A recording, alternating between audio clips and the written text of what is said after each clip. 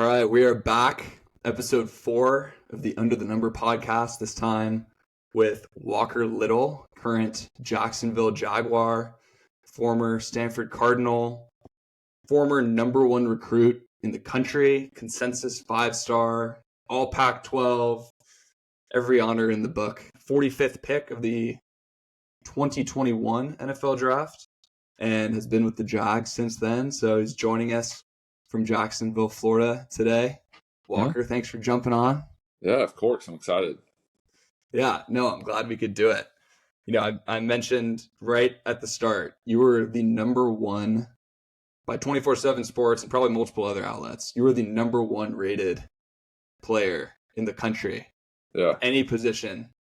Your 5-star ranking is literally like 0.995, which... Yeah, I think 24/7 was like the one that loved me the most, but it kind of turns out that that's what most people I think use to like Google. So most people like see that first, and so it was pretty funny. Like I feel like whenever you join an NFL team, you get more heat for that kind of stuff more than you get praise. So like when people found that out, especially when I was a rookie, I was just like, oh god, like when's it coming? And then someone Googled at some point, and I walked in, they had my whole like recruiting page up on the board, and I was like, oh no, and just got slammed. I mean, the listing is 6'7", 315, which is a pretty sizable high school kid. Uh-huh. Did you ever, we talked about it a little bit before the show, did you ever have a single matchup in high school that was a test for you? Yeah, I mean, in like actual football games, like not really. I mean, there was probably a game here or there where I was like, all right, this guy's more legit than the rest. But I can't remember like a high school game where I felt like stressed. Like most of that came in camps, and like I knew that going into it in terms of like recruiting purposes that camps were going to mean more to me than for other kids, because I wasn't at a big time like 6A high school football where they could just like watch the tape and be like, oh, this kid's great. A lot of it was I was going against tiny private school white guys that I was expected to crush. So, well, to be fair, not all the guys in your high school tape are that small. They're really probably normal-sized humans. Yeah, and if you haven't watched the tape, you need to do yourself a favor. I haven't even said it yet. Walker's a left tackle. I guess he's played right tackle and left tackle now. But it is a sight to behold watching pancake after pancake after pancake. Yeah, I mean, high school football was a blast. And, like, especially being as big as I was then, it was just, like, so easy. And, like, it was such a rude awakening, like, coming to college and realizing that, like, guys were actually going to be, like, the same size as me and strong, if not stronger than me. And so that was definitely a rude awakening, because all of high school, it was just, like, grab a kid and just start running him until he falls over. And then it's, like, easy pancakes over and over again. So, well, before we even get to college, I guess I want to take it back. Middle school, high school. I assume you weren't 6'7", 315 in elementary school, but when did you get that size? I was always like a big kid, like always the biggest kid in my grade. For the longest time, it was like I would grow 3 inches a year, like from as long as I could remember. Like through elementary school, it was just like every year I'd grow 3 inches until I got to high school. I was 6'4", like my freshman year, and I was like skinnier. I mean, I was like 220, 230, which like in real life is not skinny, but like for me, I looked a lot lankier if you look at pictures. Yeah. But yeah, I mean, I was on varsity as a freshman because I was one of the biggest guys on the team, because we were a private school and they hadn't seen anything like how big I was there. So play as a freshman, like wasn't really a force because I was just like skinny, and I mean, I was 13, 14 years old. Yeah. And then, I gained a lot of weight. I got to probably like 270 like my sophomore year, and I was probably a little bit taller, like 6'5". And then junior year, I got to like 290. And then like my senior year, I was like right around 300, 305. You say that you weren't much of a force freshman year. That's still something, if I'm a scout, if I catch any sort of wind that there's a kid with a huge frame who's 6'4", 240 as a freshman, I'm probably going to pay attention, and he's playing varsity. When did the coaches actually start knocking? When were you getting the first bit of communication? Well, so the thing that helped me out a lot as well is there was another kid at my school named Marvin Wilson, and he was enormous as well. I mean, he was even bigger than me as like a freshman and a sophomore. Like he was six. I was as tall as him, but he was just a lot bigger. He was probably like 6'4", like 270 as a freshman, and he kind of took off in the recruiting world like a lot quicker than I did, both on websites and like with coaches. So probably like my sophomore year, coaches started coming out a lot to see him, and then I think naturally they'd see me. And it also helped because since he was a D lineman, like when they would come watch us, like we would be going against each other a lot, and like I was able to hold my own like time to time. So there was like, oh, if this guy, because I mean I think he was a 5-star by the time we were a sophomore. Like Wow. one of Where those. did he Like, end up? Where did he end up going to school? He went to Florida State. Okay. But he was similar, like had offers from everywhere. And so yeah, that like helped me out a ton because that like exposure just like on the daily of people coming to see him, then they'd see me. And they knew he was legit, so then they had to assume I was if I was competing with him. That helped me a ton. So I'd say sophomore spring ball was like my first offer. It was the University of Texas, which was like crazy. Wow. Because I'm being like a kid from Texas, that was like such a big deal. It was such a big deal also just for like kids at my school, like friends, like no one could believe that I like had an offer, one that early and two from like that school. Yeah. So that was sweet. That was when Charlie Strong was there, and they were like a big part of my recruitment the whole time. I loved like going up there. I loved Coach Strong. And so yeah, that was cool. And then from there, it just kind of like steadily took off. Just got like more and more offers, and then it kind of got to a point where like coaches would just call and offer just to like put their name in the hat, if that makes sense. Like just schools that were like random to me, like Maryland would randomly be there. Just be like, hey, like don't know if you would ever come, but like we'd love to like extend an offer. I'd be like, all right, thanks, and like that would be it. Or like it was just like random schools that I knew I was never going to go to, and they probably knew I wasn't going to go to. Yeah. But they were in Houston doing the recruiting rounds, and we're like, we can't not like offer you. And then like Jalen Waddle was also at my high school. Wow, really? So like yeah, so like when I got a little older and he was a little older, like it was me, this kid Marvin, and Jalen. Like we're all 5-stars at the same high school. So we had like quite the carousel of coaches like coming in. When like Nick Saban would fly in, he was like at our school walking through. Jim Harbaugh was there. Jimbo Fisher would be there. Ed Ogeron would be there. Like it was a wild time. It was honestly probably more wild for just like the student body because they would just be hanging out at lunch and like Saban would like walk by and everyone would just be like, what? And just like go like glued to the glass. And like I'd get pulled out of class. I mean, by the time it was like my junior to senior year, you were getting pulled out of class like 3-4 times a day. Like I mean, not every day, but every other day or so. And like there was just certain days where I felt like all the coaches would come. And like almost every class it was like, hey Walker, like Coach Lees, who was like our high school head coach, would be outside and I'd be like, all right, just a second.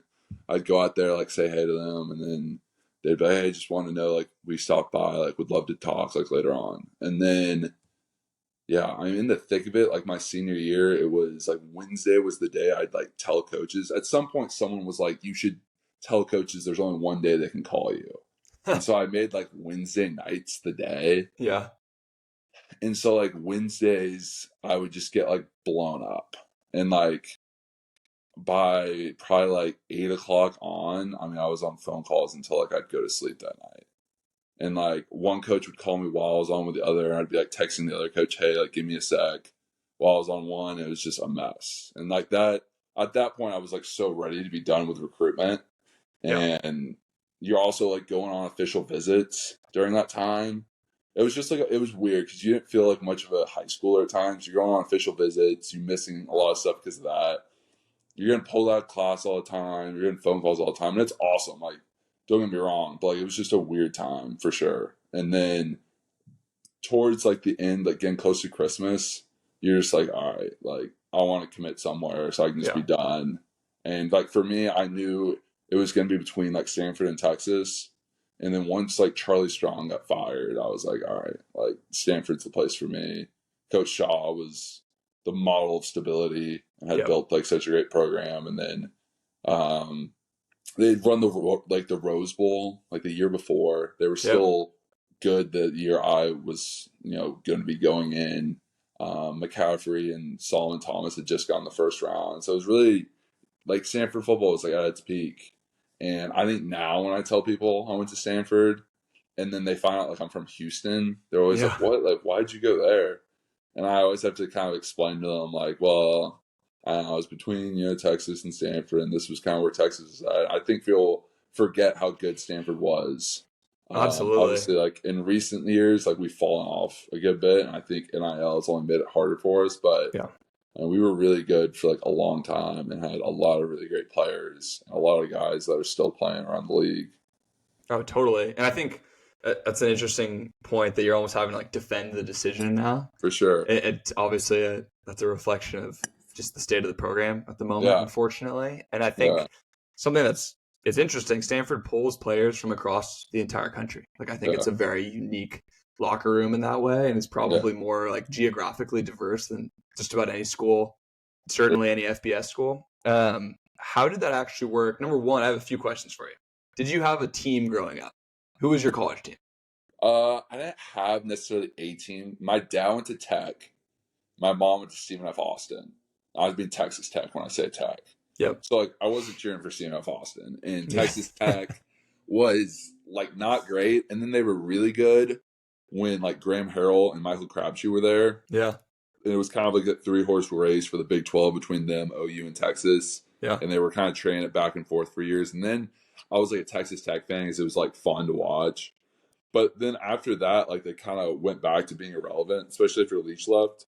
Yeah. And then like I'd cheer for Texas because at that point it was kind of like you were either a Texas fan or an A&M fan. I felt like if you were in the state of Texas, and I just I never vibed with A&M, like the weird traditions and stuff. I was like, all right, that's not for me. So like I was a Texas fan at that point. But it wasn't like I was a diehard. Like I wasn't going to UT games. I wasn't like tuning into every game. It's just like if Texas was in a primetime matchup, I was like, oh, like I want Texas to win this game. But yeah, I mean, by the time I'd gotten to high school, like I definitely didn't have a team. Yeah. But I think anyone who grows up in the state of Texas, like big schools like a Texas or an A&M, they're just so massive in like the state, and you know how much it means. And like I thought it was always going to be like so cool to go to a school like that. But yeah, I mean, things just kind of shape up how they do, and I think it was just kind of God's plan for me to go elsewhere, and I'm so thankful for it just because of how much I felt like I grew from leaving the state of Texas. And two, just I felt like the Stanford program did so much for me, both on and off the field, and just people I met, like yourself and others that were just like great guys and great men that I don't know if I wouldn't have ever met elsewhere. And like you said, Stanford cast such a wide net. So, I mean, leaving school, you have friends from like all over the country. And you can go to like so many different cities and meet up with people. And I don't think that's the case for a lot of universities. And so that's really something that I've like loved and cherished since then. And obviously too, I get to see probably the most guys just week to week, playing the league, which is also always cool. So yeah. That's awesome. Yeah, no, it's totally true. On top of what you just said, were your friends, your high school friends, family, did you feel people trying to influence your decision? Oh yeah, big time. Big time. My parents wanted me to go to Stanford, like cut and dry. And for the right reasons as well. It was just like, how are you going to pass up an opportunity to get a free ride to go to one of the best schools on the face of the planet? Like, this isn't like given to a lot. And then on top of it, you're going to get to play really great football and still pursue your dreams to play in the NFL. Like, it was all there, which is why I made the decision.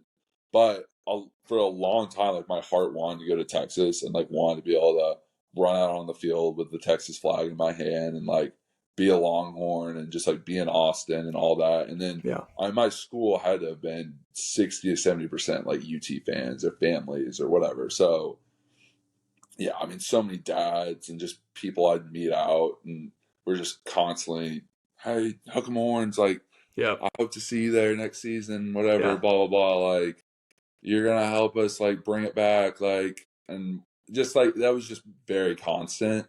How about fellow recruits? I know that fellow recruits oftentimes will say, "Hey, man, I committed to Texas. Let's for go. Sure. Let's For gang me, it up." was And like Sam Ellinger was the quarterback and like the big recruiting like leader. And I love Sam now and loved him then. And like he was a great guy. And he committed earlier that year. And so like we talked a lot. And whenever I'd go up to visits, he was from Westlake, so whenever I'd go up to visit, he usually would like make a point to come up and at least see me for a day or two and like watch the game together and stuff. Yeah. So yeah, I mean, I had pressure from there as well. But that one, like Sam never felt like real like pressure. It was more so just like, hey, like, this would be sweet. Like, yeah. And I was like, yeah, like I agree. Did you end up taking all 5 of your official visits? No, I honestly think I only took 3. Because so I went to Florida State, which that one wasn't really like a real one. That was just like I wanted to go on an official visit to Florida State. Like I didn't think I was ever going to go there, but I went there like Halloween weekend and it was awesome, like so much fun. And so that I knew like going into it, I was like, I'm never going to go here, but like this sounds awesome. So like went, and then I took one to Georgia, which was sweet. Went into it with the same mindset and then left being like, damn, I want to go to Georgia. Like Kirby had just gone there. It was like his going into his second year, I want to say. And then like Sam Pittman was their O-line coach and he was just an absolute stud. Like loved him as a coach. Like he solely like almost got me to go to Georgia because he was just a great guy. Like loved him. And then I had a great time. Jacob Eason was like the QB at the time. Yep. And he like took me out afterwards and they'd just be in Auburn. And like it was a huge game towards the end of the year. And like we just had an absolute time in Athens. And that was so fun as well, which definitely played a part into me like wanting to go to Georgia at the time. But then I think, and then after that, I took my official at Stanford, but that was after I'd already committed because Texas at the time pretty much was like jockeying, like, no, don't take your official visit like until like way later on. Like we want it to be like the last one. Yeah. And I was kind of like, and then Ole Miss was the other team that was in play. But my brother and sister like both went to Ole Miss, and so I visited so many times. So I didn't really feel like I needed to do an official. I had been, I don't even know, 8, 9 times by that point. To go like visit them, then also do like a little bit of recruiting stuff. So I did those 3. And then Stanford was my last one, which was like the big visit in January. And so at that point I already committed and kind of let everyone know. Because I committed I think like mid-December. So that was sweet. Did you see one thing that I've spoken to both KJ Costello and Conrad Ucrapina on this podcast about is it's so funny on the Stanford campus because there are just so many things going on and students have their heads everywhere working on different things. They hardly bat an eye at a football player. 100%. Where, I'm sure there were classes where people would look at, 6'7", 300-something pound Walker Little, sit down and be like, oh, it's kind of a really big guy in my English class. I don't know. Oh, 100%. He's large. I don't know what he's up to. I've always tried to explain it like people had bigger and better things going on than like to worry about football. Where like that's just not the case at most schools. Like the biggest thing going on is the football team. And like not to like take away from football. Like I obviously love it and it was a big deal to me. But I mean these people were the best in the world at whatever they were doing. And like their Super Bowl was a lot different than like what my Super Bowl is. So like they were worried with their own stuff like weekly to week. And obviously all of us at times were like wish it was more of a football school and people were coming around to like watch us more. But at the same time, like I never was like mad about it because I was like, I respect what they do as well. Like they do stuff I could never do and like deserve a ton of praise. And they were geniuses and just brilliant people. And so that's also just like a great part of Stanford that we all got to deal with was running into just some of the most brilliant and like amazing people. Totally. Did you pick up when you were on the other visits? Did you kind of get the instant sense of maybe a different dynamic with the players being, people kind of worshiping the ground they walk on? I remember I went on a visit to Ole Miss, and this was my sophomore year, maybe. So like 16 years old. Yeah, I think I was 16. I might have been my junior high school. I might have been 17. But Shea Patterson was the quarterback there, and I mean he was like God's gift to earth to Oxford, Mississippi. He was walking on water, and I don't even think he had played yet. He was still, he was like, had gone there early, and it was like into his freshman year. And so it was like spring. And I went out with him on just like a normal visit, and we went to a bar that my brother and sister like went to school there, so they knew all the bars. And I remember I texted my sister, and she was like, where y'all going out? And I told her, and she was like, oh my God, like, how did you get in? Like, they don't let anyone over 21. And I was like, I don't know, I'm with Shay, and like he's kind of dealing with it all. And like, boom, we get in, like not paying for like any drinks, just everyone coming up to take pictures with him. And I was just like, wow, like this is sick. And it was similar like all the other schools I went to that weren't Stanford. So yeah, like you see what life is, and that stuff is definitely like appealing. It's like really cool and makes the college football experience amazing. And I think that's like one of the hardest parts of the decision to go to Stanford, but it's also something that's cool. Like when you get there, you know, all the kids had that like similar mindset and like came into it with the right reasons, being like, I'm here to be a part of a really good football team and to do school, and like I don't care about the rest of it that comes with it. Like, and I felt like that was like a really cool like kinship that we had on the team of like, we're here just to play ball, and like none of the other BS matters. Like we don't care how many people are in the stands, we don't care where we have to play, like we don't care about the praise we get from anyone else. Like we're just here, and we're here to like play for each other. Totally.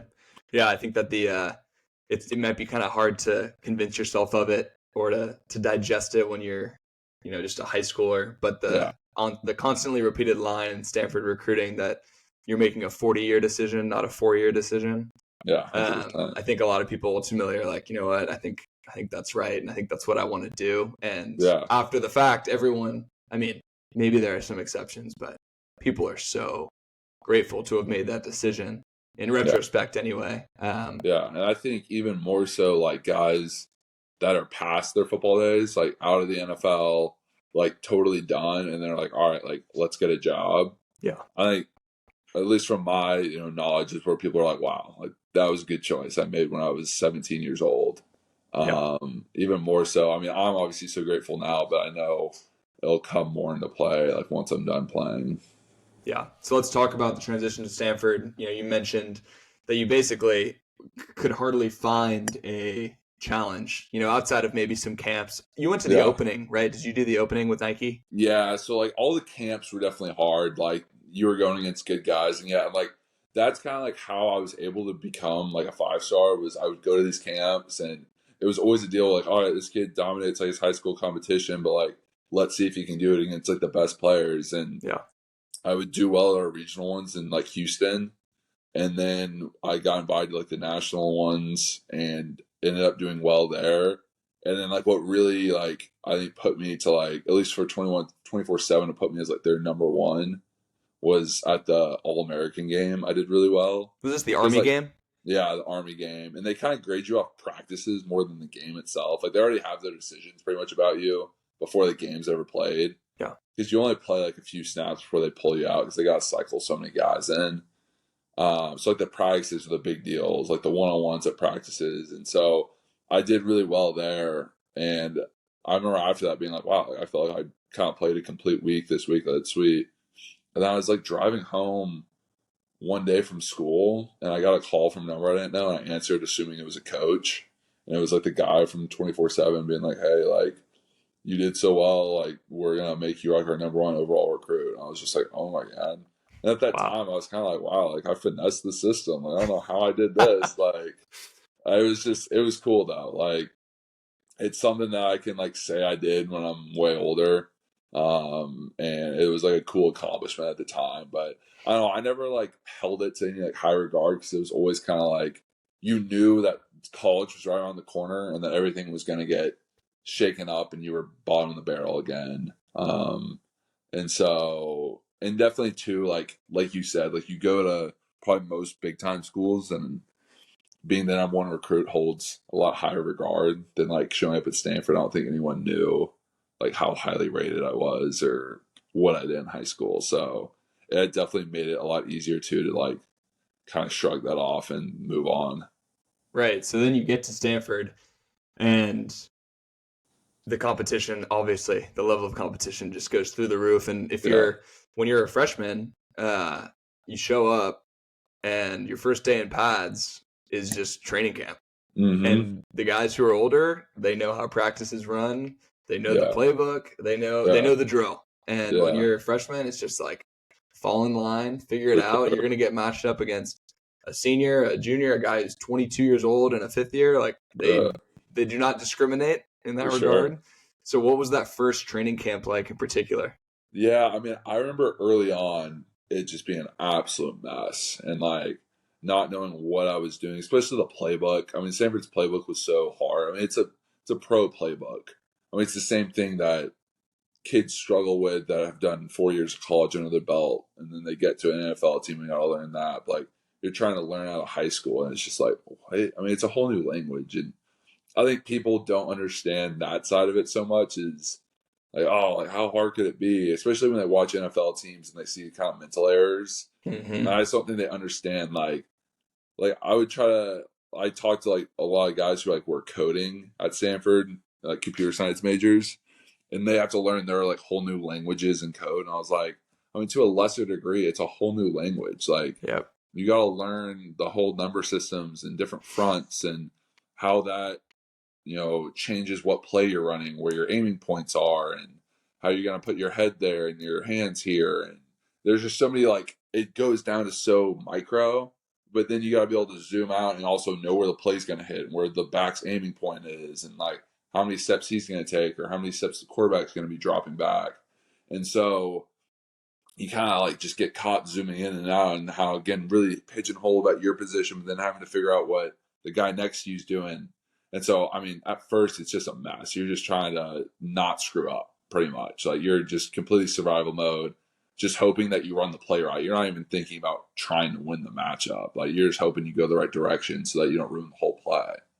And so, I mean, that went on for probably, I'd say the first like half of it, 14, 15 days of just like trying to keep your head above water. And then you kind of start, after that many reps and stuff, you start running a lot of the same plays and start kind of figuring out some of them and being like, all right, I've done this before.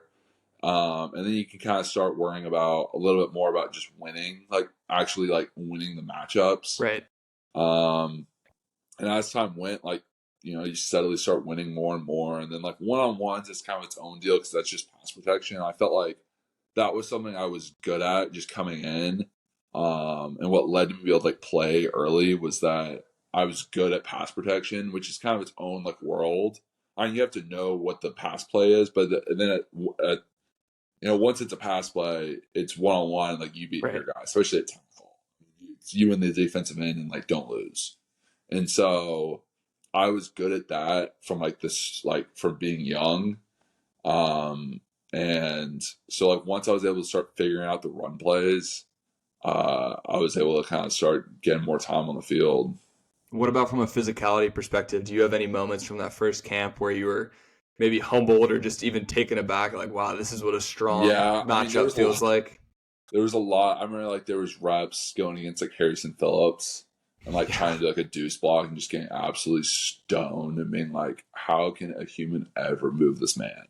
And like, truth be told, like, I don't even know, like, people start in the NFL to move that guy. Like, I mean, he's a beast, but I remember that. I remember, like, Mike Tyler, who was a defensive end for us, like, my freshman camp, like, first play out the gate, just bull rush onto my back, and I was just like, oh, my God, like, I'm never gonna, and I should have known. I mean, I guess I should have known because I'd never done it before, but, like, as a freshman coming in, like, obviously a fifth year is just going to bull rush you to oblivion first play to, like, assert dominance, which like he should have, and I would have done the same thing. Yeah. And then, but yeah, I mean, it takes like those reps, just getting humbled and being like, I don't know if I'm ever gonna be able to play at this level, like, to where like you're just kind of like just put your head down and like keep going, and then you'll get little slivers like here and there of like, oh, like I remember a play like vividly in my freshman camp where we were running a like 46 power, and boom, I'm on a deuce, and then I can't remember his name, whatever. And I came off and just like depleted him. I remember like our O-line coach at the time, Mike Bloomgren went like berserk, and I was like, wow, like, I actually did something good for once. Like, because until then, I'd only been getting ripped to shreds by every coach. Like, Yeah. and at that point, you just get like little plays like that where you're like, okay, like maybe I can, and then you'll get humbled another play, but it just starts building where you're like, okay, like maybe there is like light at the end of this tunnel. And then like we got into that like first season. I was not playing. My first game ever though, we went to Australia to go play Rice, which was just a wild like first game, traveling 17 hours across the world. Super cool experience looking back on it, but so stressful at the time. Yeah.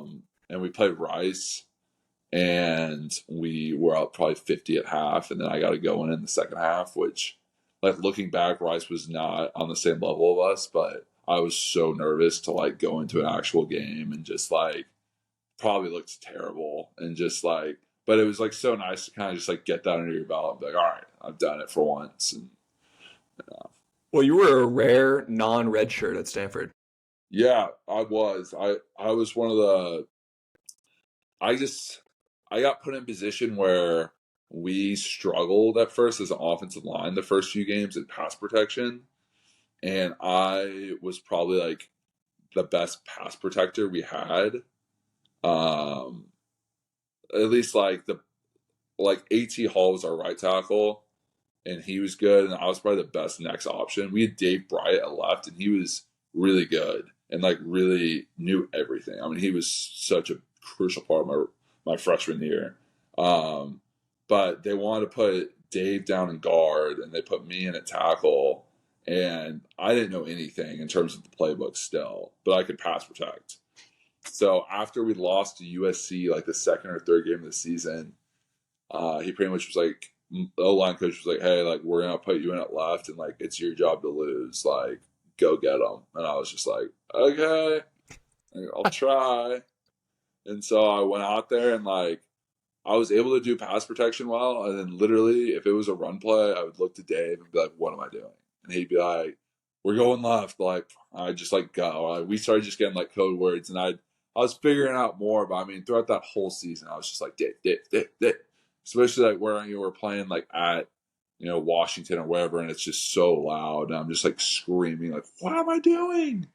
Because I just still didn't know so much of that playbook. So I mean, if it wasn't for Dave, I would have never made it out of that year. But it was good. Like, it was a good first year just to like figure it out. And I got to play a lot of games and like just know that like I could do it, but also knew like I had so much more to like get better at. And so it was cool. It was a cool experience as like a young guy. Yeah, definitely not the usual at Stanford, but it was just kind of like there was a need, and I was able to fill it at the time. One thing that people they really probably wouldn't expect if you're not a serious football fan, is the offensive line is often among the smartest on the team. Smartest guys. They're dealing with the most processing, arguably, of any position on the field. Yeah. Can you kind of let people in on, even at Stanford, and then I'm sure it sounds like it was basically 1-to-1 in the transition to the NFL because you were already running a pro playbook, but let people in on what, even a base play, what there is to consider, and kind of what that communication and working as a unit on the offensive line really looks like. Yeah, I would say, so like obviously quarterbacks are the most to deal with because they got to know the formation. They got to know, like, they got to make sure everyone's set up where they're supposed to be. They got to worry about motions and shifts. And then they got to worry about, if it's a pass play, like route trees and the protection. But where, like, I think people don't realize how much the offensive line has to deal with is like how much adjustment happens like mid play. And so say, it's a jet protection, you're sliding right, man on the left side, but boom, like they come up in a double mug front, and they got two linebackers in both A gaps, and then boom, one of them bails. So like you're sliding down to block them, one bails, nickel comes off the edge, and it's like that stuff just happens. And when in you watch 0.2 TV, seconds. Exactly. It happens so fast. Like when you watch on TV, no one knows. Right. They just either see like, oh, that was a sack, like that O-line sucks. Or they see like it gets picked up and the ball's out, and they're like, wow, what a great throw by that QB. It's never like you're never going to get compliments. It's always just like, oh, you messed up. But that's what the side of things that I think. And then like run plays are the same way. Like you have a wide zone scheme and you're expecting to go one way, and then boom, on the snap, safety rolls down, backers shift back, or boom, like whole D-line slants. This backer's now rolling down to play strong side. We got to reach out there. And it's just stuff that you practice so much, like during training camp mostly, but then like a time that you never really expect it, it's just like boom, happens on the fly. Yeah. And you just gotta like have it so ingrained in your brain that like as soon as you see it and process it, you gotta go. And I think that is definitely such a big thing that like for NFL linemen they look for, is just the ability to process quickly and see and react. Yeah. Because you don't have enough time to know what's gonna happen for sure. It's just so much of like playing fast and just having things happen and then just go, put a body on a body. And then obviously in the NFL, then at Stanford as well, like you have such good backs that as long as you can cover, most of the guys up, they'll make a guy miss and then they'll go run wild. And then, hopefully you got a good quarterback too and a good wide receivers where same thing. Like if you can protect just enough, like if they're bringing exotic blitzes and you can just hold it for a second and give the quarterback time to let a wide receiver just get out of his cut and then the ball gets out. Those are huge plays. So, right. It's a lot of that I think people see a huge play and it's like, oh my God, like what a throw. Like how did they let that guy wide open? And it's like, well, like the guy was wide open because they were blitzing the safety from the sky, expecting the O-line not to be able to pick it up, and they were able to get it. Or the back was able to come down and help to give the quarterback enough time to extend it, to throw it over the top.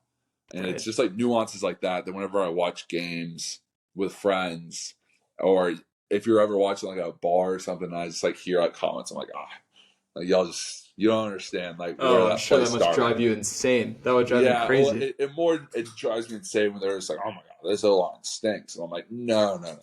Like what you don't know is like that wide receiver is probably supposed to run that route and blah blah blah. But every O-line deals with the same things. Like you're going to get all the blame and very little credit. Right. But, I mean, every position kind of has that. Like, quarterbacks have the same thing where if you lose, it's always going to be on the QB. So, yeah. So, before I want to get to talking about the NFL transition, of course. Before we get there, I have kind of a two-part question about really your freshman and sophomore year. First, I'll ask them back to back. First, I want you to tell me a little bit what it was like your freshman year. You had Bryce Love in the backfield, who hopefully people remember was a Doak Walker winner and Heisman finalist, total stud. So I want you to tell me about what it's like when you have a Heisman finalist running back behind you. And then also, in those first 2 years, what was your most marquee matchup that you faced? I would say for the first question, having Bryce in the backfield was so cool.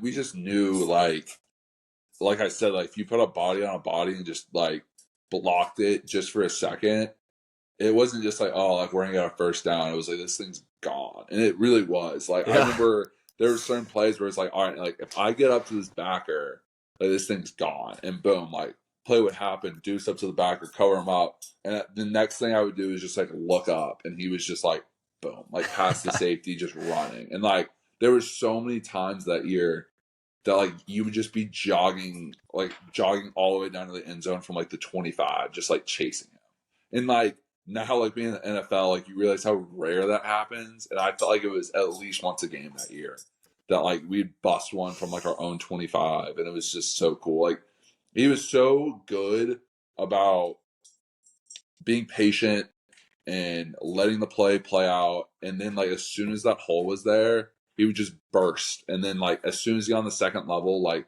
there wasn't a safety or a corner in the country that was going to tackle him. Like he was shaking them, or he would just beat him with straight speed. Like it was especially as like being a freshman, like it was so fun to play with because it was just like so many big, explosive, and like exciting plays happening all the time. Yeah. And I definitely felt like that was going to happen forever. And then obviously like when he left, and definitely when I got to like the NFL, you realize how like rare plays like that and players like him are. So that was really cool. And then yeah, like in terms of like a marquee matchup, I don't feel like at that time the Pac-12 I should say had any like huge defensive ends. But like I mean USC always had guys that were like highly recruited guys that were really good. I think like what was his name? Rashawn Green. Yep. Or Raheem Green. I can't remember exactly Green. what his name is. He was really good. Porter Gustin was also at USC at that time. They were really good. Oregon had two guys that were really good.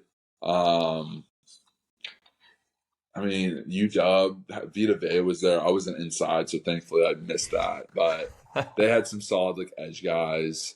But yeah, I mean, I don't know if there was ever like a huge matchup where like there's a stud that's now in the NFL that I can kind of say. But Yeah. it was solid competition. So that's your freshman and sophomore year that we've really talked about. Going to your junior year, obviously there are already mock drafts featuring you very, very favorably. And I'm sure that you're having no shortage of conversations about what that next chapter is going to look like while probably trying to stay present. And then first game of your junior year, season-ending injury. So tell us about the combination of probably that hype going into it and then from a mental perspective being like, oh my gosh, the season is over. Yeah, it was. I mean, so going into that year, like you said, like I was like, all right. The mindset was, all right, like if I go and I play really well, I'll probably be able to like go to the draft this year and like probably get drafted in the first round. Right. And I was like, all right, like worst case, if I don't play as well as I want, I'll come back next year and try to do it again. But obviously the goal was like play really well, like not to like get out of school, but just because I wanted to go in the first round, I wanted to play good football. Right. And so I had a really good training camp and really felt like I was a lot better than I was the year before. And was like, wow, like this just football like seemed easier. Like I knew I was doing better. I felt like the matchups were easier. I just felt like I wasn't really losing a whole lot in training camp. And I was like, wow, this is sick. Like this is really fun. And then I went out that first game against Northwestern and felt like I was playing like a really good game the whole game. I felt like I was playing the best game I'd played yet at like Stanford. Then yeah, we were pretty much in 4-minute mode, trying to just run the ball, kind of wind the clock down to win the game. And we had like a 47 duo, and the 3 technique like looped out, and I like went to turn to like block him and like push him out. And then my knee I felt my knee almost felt like it was an ankle like twisting, but like it was in my knee joint. And I was like, oh my God, like that didn't feel right. So I'm laying on the ground and trainers come out to me and I'm like, what's up? And they're like, yeah, you dislocated your kneecap. And I was like, oh, like that doesn't sound good. So they had to like relocate it, which stunk. Pretty much they strain out your knee and the patella like goes back into place. So I hobbled off and was like, oh, like this isn't ideal. Like this is probably gonna be a while.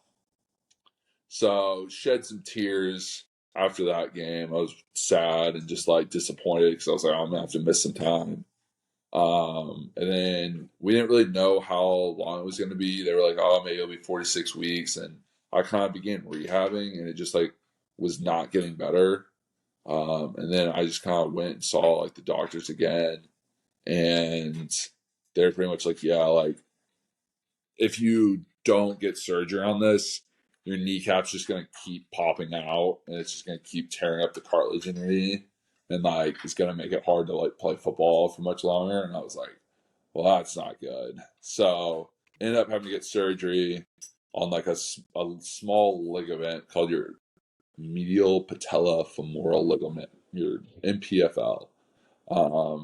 Got surgery on it, and then missed the whole rest of that season, which stunk because it felt like I would have at that point, rather just like not played well than had to come back. Just like totally get it taken. Yeah. But yeah, I mean, it ended then and there, and in a way, it was a blessing because I felt like I got a lot stronger like elsewhere. And was able to just kind of really appreciate like how much I enjoyed football and how much I missed being around the team and stuff, but it stunk for sure. And then like that went into the following season, which was a COVID season, which was wild. What was going through your head at that leading into that season where you've been hurt, you missed the season, you're doing your rehab, and then it's all of a sudden, is this season even going to happen? Yeah, I mean, I'm like middle of rehab in the spring still, just like figuring it out, like trying to get my knee back. I was like just about to kind of start getting to where I was able to like run again. And like we started catching wind of the COVID. I remember I was like super early on it because I was in this journalism class, and our teacher had like pulled up. She would pull up different things from like all these different news outlets throughout the year and be like, "Hey, if anyone wants to write a story about this, this, this," and like she had brought up like there's this like virus apparently going on in like Wuhan, China, and apparently a lot of people are getting sick.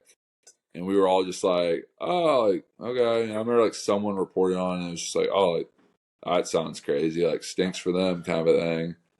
And then just like probably a month later, it was like full blown, like, wow, this is not good. Like, hopefully it doesn't get to the US. And then it was like in Seattle, I think, first. Yeah. And I was like, whoa, like this is crazy. And it was getting like the old folks' homes up there and starting to kill like elderly. And I was like, oh my God. And then, yeah, I want to say a week or two later, like Stanford sent us all home. And that was just wild because at the time I was like excited to just be like, oh, I'm done with school. Like, yeah. And for me, it felt like extended spring break at the beginning. For sure. I was like, this is sick. Like, we're going to go home for a little bit. And then probably like 2 weeks, maybe even like a month, like we'll be back. Like, how sick is this going to be? And then you got home and then like the world started shutting down. You were like, oh my God, like this is like the end of the world. Like it's all over. Like, so my mind like wasn't that much on football, right? Obviously. Yeah. So I'm just like, I wonder like how this world's going to progress. And then, yeah, like as time goes on, you start realizing, like, all right, it's just going to be kind of this weird COVID time. Everyone's going to be in masks, like social distancing. And I was like, all right, like I need to start figuring out rehab because like a season's going to be coming eventually. So that was tough trying to do a lot of rehab, like over Zoom and stuff. Like that wasn't ideal. But whatever, like it goes on. And then I go back that summer and we start training kind of later than everybody else. But, we got back training and then it was weird though. We were training in masks and stuff. I'll remember that forever. Like having to have a sweaty, like one of those little blue like surgical masks over your face as you're like squatting like hundreds of pounds and you're like, oh my God, like what's going on? But yeah, and then I remember we started getting rumblings of like the Big Ten potentially canceling their season. We were like, wow, like, that's crazy. Like definitely won't happen, but kind of a crazy idea. And then it happened. And then immediately when that happened, everyone was like, apparently the Pac-12's next. And we were like, gosh, like please not us. Like, why is this gonna happen? And then I want to say it was literally like 2 days later. I'd finished training. I was out on the course playing golf. Because it was middle of summer. I was playing golf with Davis Mills, Foster Sarrell, and Colby Parkinson. And like immediately all of our phones went like berserk. Like people are texting everyone, and I'm like, I remember Davis picked up his phone and was like, yeah, it's over, boys. And I was like, what's over? And he was like, season just got canceled. And I was like, oh my God. And like we all went, looked at our phones. We like parents were calling, like coaches were texting us, and I was just like, whoa. And I remember we all were like playing really good golf. And so we were like, all right, like we were on like hole like 5 or 6. We're like, we're just not gonna deal with this until like we make the turn. Like, and then like we'll figure it out. And like I remember like we continued playing, like played a really good front nine. And then we made the turn, and I remember I called Callie, like our like a lady who worked for the team. I kind of describe her as our team mom. It was like, so like, is this like legit? Like, is it over? And she was like, yeah. And I was like, so like, are we supposed to go home? And she was like, you can stay, like, because at the time we were in a hotel. She's like, you can stay there or like you can go home. And I was just like, all right. So like that was it. And then like I remember I went home and I was talking to, like, this was days later. I'd gone home, had Coach Shaw on the phone, and was just like, so like what's like next? And he was like, honestly, Walker, like the season's not going to happen like the way it's looking. Like we're not going to be playing this year. And I was like, so like, what does that mean for me? Like, do I just hang around for another year and like play, or like, would it be so dumb of me to, like, try to go to the NFL? And he was like, he pretty much just told me like from what he knew that like he thought I could still get drafted fairly high, and that like he thought that was probably the best choice for me. It was just to like go start training for the combine that was at that point like 6 months away, and like just get ready for the NFL. And I was like, okay. So it was bizarre in a ton of ways, and I know COVID was crazy for a lot of people, but yeah, it was a weird ending to like a football career there, and definitely like an unfinished ending. Just never really felt like I got to play like a final season. Didn't get to play with like a lot of guys again that I would have loved to have played with. So that was crazy. And yeah, it wasn't ideal, but time went on, and then yeah, I started training. Then I remember the season ended up happening kind of. I think they played like 5 or 6 games, and probably like as soon as it came out they were coming, like Shaw like called me, and we were talking about seeing if I could like come back and play. But I maybe now with NIL it would have been able to happen. But at that point, like I'd already taken money from my agent. I was already like training at a facility. I had a rental car that he was paying for, like all this stuff. And so they pretty much were like, yeah, like it's too far gone. You'd be ineligible. Yeah. So I wasn't able to pull it off. So that's done. But I ended up just training in Pensacola, Florida for like ever for that combine. And then we didn't even get a combine. So that stunk. They canceled the NFL combine, and we ended up just doing a pro day back at Stanford, which was so weird as I hadn't been there in like months. Yeah. Go back and do the pro day. And then, yeah, still was able to get drafted in the second round, which was like insane to me.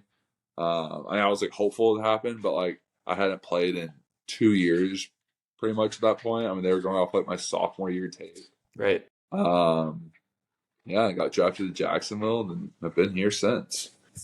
It's amazing. It really is such a wild era for college football players. I mean, I spoke to Ian Book in another episode, and he said the same thing. He had just opted out of the draft rather, and opted into coming back and finish it out in Notre Dame, and like makes this big decision, and immediately, same story you just told. He's like, wait, what?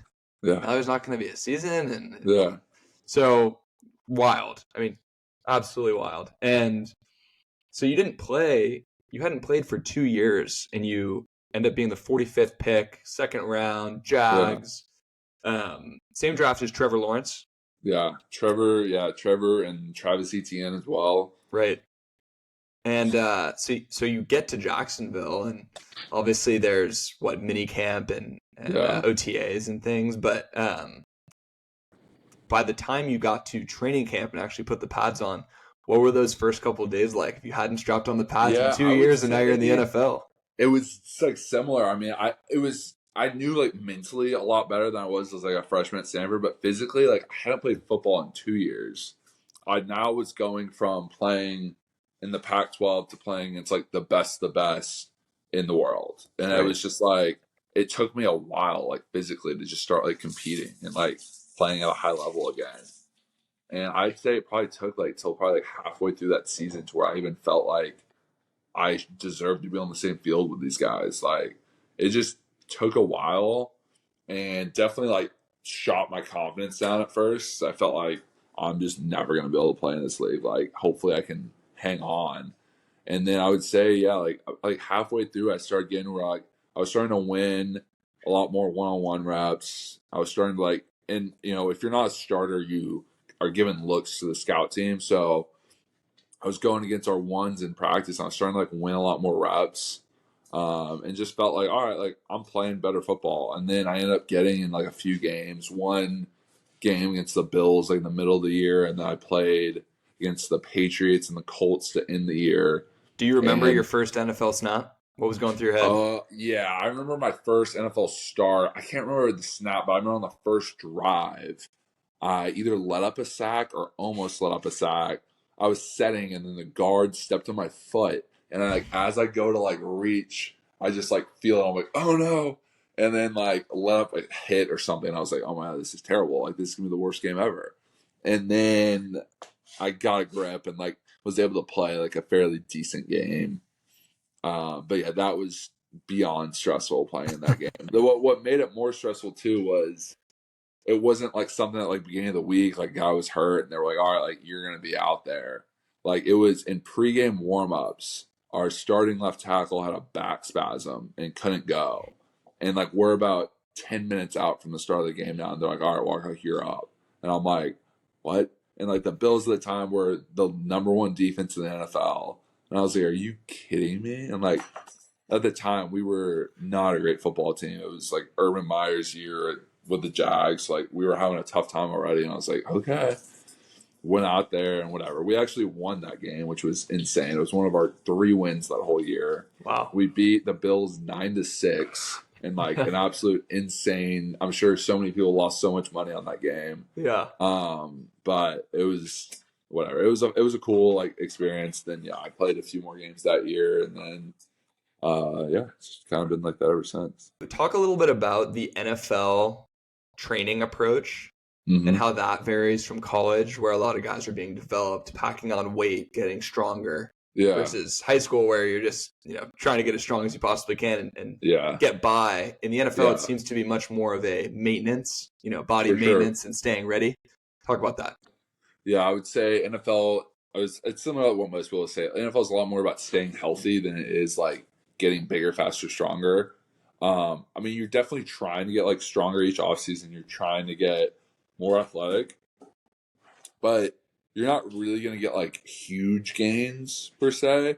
The best thing you can do for yourself is just getting like as strong as you can to stay as healthy as you can. Because the biggest thing I think in the league is like if you can stay healthy and like feel good, like you'll play well and like you will last longer in the league. And like everyone always says that your best ability is your availability, and it's very true, especially in the NFL.